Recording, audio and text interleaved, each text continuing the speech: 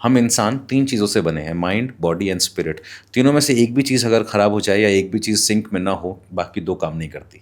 Mind का मतलब हो गया कि आपका मन, आपका दिमाग, आपका मस्तिष्क जिसका सोचने का एक प्रोसेस है, कॉन्शियस, सबकॉन्शियस, अनकॉन्शियस।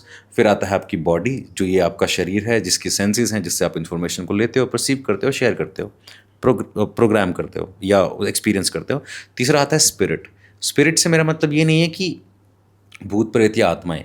स्पिरिट होती है जो आपके अंदर और बाहर दोनों तरफ है। अंदर मतलब जिसको आप आत्मा कहते हो, बाहर मतलब जिसको आप ऑरा कहते हो, जिसको आप आभा मंडल कहते हो। वो आपकी स्पिरिट ही है जो आपको चला रही है, आपको प्रोटेक्ट कर रही है या आपको सिचुएशंस में डाल रही है, सिचुएशन से निकाल रही है। अभी मेरे पास रिसेंटली एक केस आया था, उनका एक पर्सन का मेरे पास मैसेज आया कि मैं बहुत ज़्यादा टेंशन में हूँ, बहुत ज़्यादा परेशान हूँ और मेरे अंदर सुइसाइडल थॉट्स चल रहे हैं बहुत ज़्यादा। और मेरा बहुत बड़ा नुकसान हो गया है फॉरेक्स ट्रेडिंग में, कुछ 2 करोड़ के आसपास का उनका नुकसान हो गया था। तो उन्होंने कहा कि मैं सोच ही नहीं पा रहा हूँ मुझे करना क्या है, मैं बाहर ही नहीं निकल पा रहा हूँ इस लॉस से।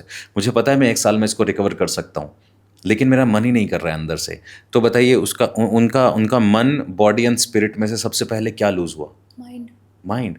उनके मन में एक बात घुस गई, मन में बात घुसते ही उनके स्पिरिट, जो उनकी सर्वाइवल इंस्टिंक्ट है जिसकी वजह से वो जिंदा हैं, वो कह रहे हैं कि मुझे अपनी बॉडी छोड़नी है, मैं यहाँ से बाहर जाना चाहता हूँ। ऐसे ही अगर स्पिरिट स्ट्रांग हो, तो किसी की आपने ऐसी कहानियां भी सुनी होंगी कि बंदा कैंसर से वापस आ गया। अगर उनकी, कहते हैं ना स्पिरिट मतलब वो जोश, किसी की वो स्पिरिट स्ट्रांग हो, तो वो अपने शरीर को रिवाइव भी कर सकते हैं, शरीर की बीमारियों को भी हील कर सकते हैं। अगर किसी का माइंड स्ट्रांग हो, तो भी वो अपनी बॉडी को हील कर सकते हैं। तो ये तीनों एक दूसरे से परस्पर जुड़ी हुई हैं। तो स्पिरिचुअलिज्म में अगर आपको घुसना है और गहरे ध्यान में जाना है, देखिए मैं वो सब बातें तो नहीं करता हूँ सब, क्योंकि बहुत सारी हो गई हैं ये सब बातें, ये चैंट करो, वो मंत्र जापो, या ये करो या वो करो। मैं मानता हूँ कि आप इस दुनिया में आए हो और ईश्वर ने आपको इतनी समझ दे के भेजा है कि आप सबसे सरल काम कर सकते हो, और वो ये है कि बस ईश्वर के साथ कनेक्ट होने की पहली सीढ़ी है अपने आप के साथ कनेक्ट होना। आप और ईश्वर अलग नहीं हो।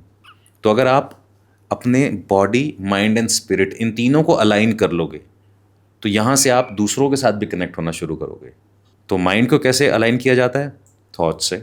थॉट्स अगर अंदर होंगे, जिस तरीके के थॉट्स होंगे उस तरीके से आपकी बॉडी रिएक्ट करेगी, उस तरीके से आपकी स्पिरिट के ऊपर प्रभाव पड़ेगा। अगर आप या तो माइंड स्ट्रांग कर लो, तो आपकी बॉडी एंड स्पिरिट फॉलो करेंगे। आप बॉडी को एक्शन में डाल दो, जैसे कि मान लो आपका मन कह रहा है नहीं उठना है मुझे सुबह 6 बजे, आप ज़बरदस्ती शरीर को जगाओ और एक्शन में डाल दो।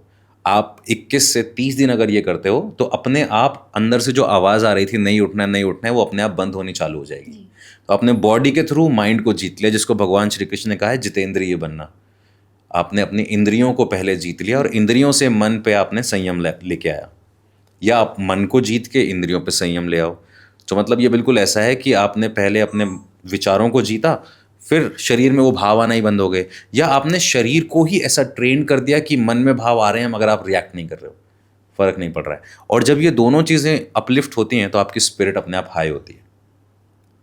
तो माइंड, बॉडी एंड स्पिरिट, ये तो स्पिरिचुअल एस्पेक्ट है और हर किसी को इस पर काम करना चाहिए।